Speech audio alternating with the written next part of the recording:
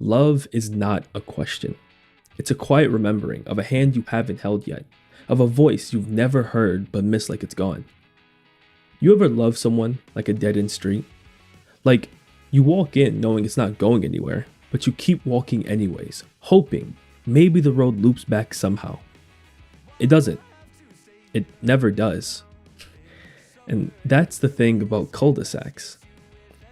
I think love, real love, isn't always about fireworks or fairy tales. Sometimes it's quiet. Sometimes it's a slow ache. It's staying up late just to hear them breathe. It's the comfort of a silence that doesn't need to be filled. It's watching someone exist and thinking, God, how lucky am I to even witness this? But sometimes love's a lesson. Sometimes love is sitting in the car outside their place for 5 minutes too long, pretending the music is why you haven't left yet. It's replaying memories like movies, every line, every hook, every laugh. It's knowing the credits are rolling but refusing to press stop. It's the soft ache between heartbeats, the space between worlds where silence speaks. It's in the glance held 1 second too long, in the way light falls on someone's skin like it was always meant to. It's the match you strike in the dark room, small, flickering but enough. Enough to see them, to feel seen. It's terrifying. To love is to risk. To tear yourself open and hope someone's hands are gentle. To say, here I am, all of me. Even the parts I hide. But it's beautiful. God, it's beautiful. Because love is what makes us reach. What makes us stay. What makes us try even when we failed before. Sometimes we don't realize how much someone meant to us until they're gone. Not because we didn't care, but because we thought we had time. In Freyren Beyond Journey's End, the story doesn't end with a confession or a grand battle. It begins after the hero dies. Himmel, the heart of the party, passes away and the journey is already over. But for Freyren, that ending becomes a beginning, a quiet one, a painful one. The kind of beginning that doesn't feel like grief at first, it feels like confusion. Freyren has lived for centuries. She's watched kingdoms crumble, watched people come and go like seasons. Time has never been something she feared. So she doesn't understand Himmel while he was alive. Not the way he looked at her, not the meaning behind the flowers, not the way he stayed close without ever demanding anything back. And that's what makes it cruel. Because Himmel loved her gently. He loved her patiently.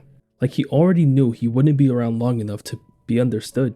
So when he dies, Freyren isn't just mourning a person. She's mourning the realization, the delayed weight of what he was to her. Because some love doesn't hit you like lightning. It creeps in like fog. By the time you notice it, you're already lost in it. How do you miss someone you've never fully understood?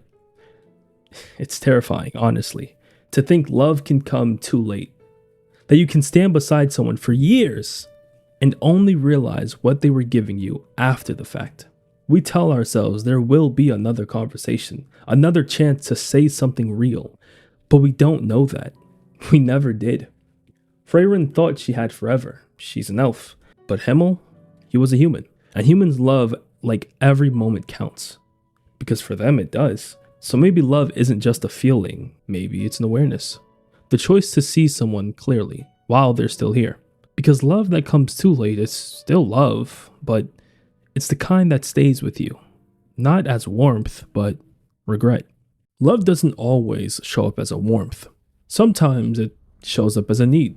As a hunger, as a grip around your waist that tightens every time you try to pull away.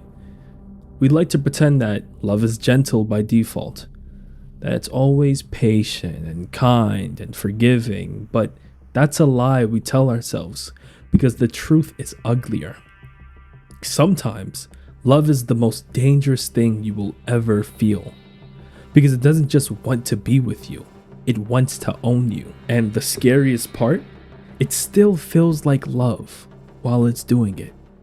In Berserk, Griffith never says the words. He never has to, because everything about him speaks in implication and control.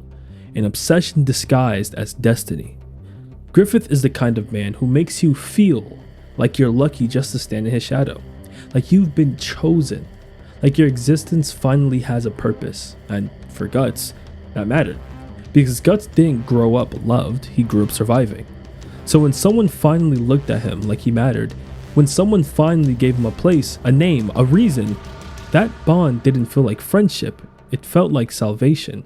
But Griffith's love wasn't the kind that sets you free. It was the kind that puts you on a pedestal, so you can't walk away.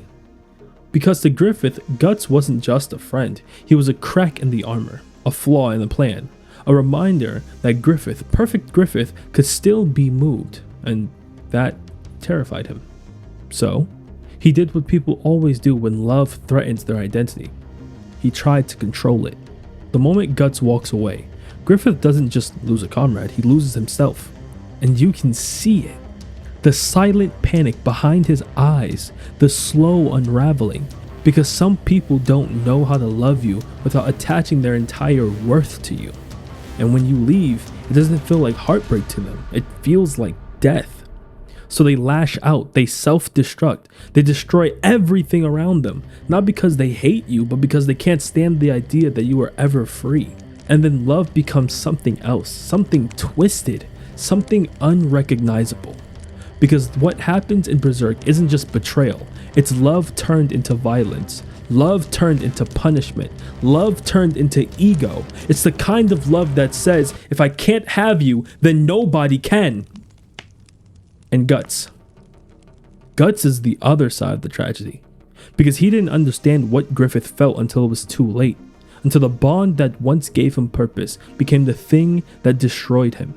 And that's the danger of love when it's left unspoken, when it's buried beneath pride, beneath ambition, beneath the fear of being seen as weak.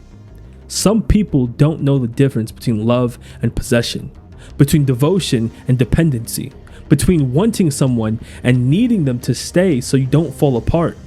And if you've ever been loved like that, if you've ever been someone's entire world, you know how heavy it is.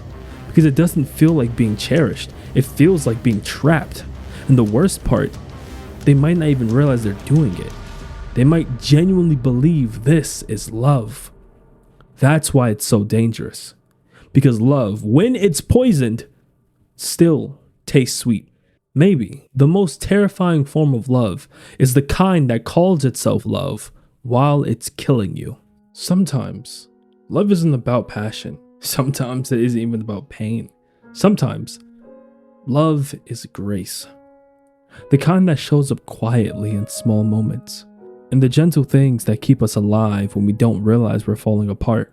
Love in its softest form doesn't save us from the world, it saves us from ourselves. No story captures this better than Your Name. Two souls separated by time, reaching for something they can't explain. They don't even know what they're missing, only that something is gone. A name they can't remember, a feeling they can't escape. And when they finally find each other, it doesn't feel like meeting someone new. It feels like coming home. Because love isn't about memory, sometimes it's about recognition. That quiet pull in your chest that says, I've known you before, even if I don't know how. And in Mob Psycho, love doesn't arrive like destiny. It comes with fireworks. It doesn't demand you become something grand. It's not about falling in love, it's about learning how to love. Mob learns that he doesn't need to be extraordinary, to be worthy of care. He doesn't need power, he doesn't need to impress anyone, he just needs to exist honestly, to be himself without apologizing for it. And maybe that's what real love is. Not obsession, not possession, but a space where you're allowed to be seen without performing. Because love isn't only something we find in other people. Sometimes love is something we return to within ourselves. It's what reminds us we're still human. That even after heartbreak, after failure, after loss, we will still reach. And maybe that's the most beautiful thing about us. That no matter how many times we fall, we still reach. Even knowing it might end. Even knowing it might hurt. But reaching anyways. There's a kind of loneliness that doesn't look like sadness. It looks calm. It looks like composure. Like someone who smiles at the right moments, says the right things, shows up, does what they're supposed to do, and still feel empty. In detachment, Henry Barnes isn't broken in a loud way, he's broken quietly. The kind of broken that doesn't explode, it just erodes. He's surrounded by students who are drowning, and every day he stands in front of them like a wall. Not because he's strong, but because he doesn't know how to be anything else. He listens, he helps, he tries, but every act of kindness feels like it costs him something. Not because he doesn't care, but because he cares too deeply and doesn't believe he deserves that care in return. That's what happens when you don't love yourself. You start giving and giving and giving like it's a debt. You start pouring yourself into other people, hoping it will fix what's collapsing inside of you. And people will call you strong. They'll even call you reliable, a good person. But inside, you're exhausted. You're so exhausted because you aren't giving from abundance. You're giving from emptiness. You're throwing life rafts into the water while quietly drowning yourself. And when someone finally tries to love you, it doesn't feel like warmth. It feels like danger. Like someone shining a light into a room you've kept locked for years. So you flinch. You pull away. Not because you don't want love, but because you don't believe you're safe to love. You don't believe you're worth staying for. That's the tragedy.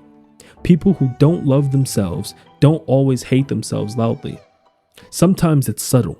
Sometimes it's just the belief that they don't belong, that they're temporary, that everyone else is real and they're just passing through. And detachment shows something painful. You can't save someone if you're using them to save yourself. Because if love comes from desperation, from emptiness, from self-hatred, it stops being love, it becomes survival. But self-love isn't arrogance, it isn't confidence. It's the quiet decision to treat your own soul like it matters, to sit with yourself and not feel disgust, to forgive the version of you that didn't know better, to believe you're not ruined, just unfinished. Maybe you don't need to be fully healed to love others, but we do need honesty, the courage to say, I'm still bleeding, but I'm trying. Because love isn't just holding on to people. Love is not abandoning yourself. And maybe the saddest part is that the person who needed your love the most has been waiting inside you this whole time.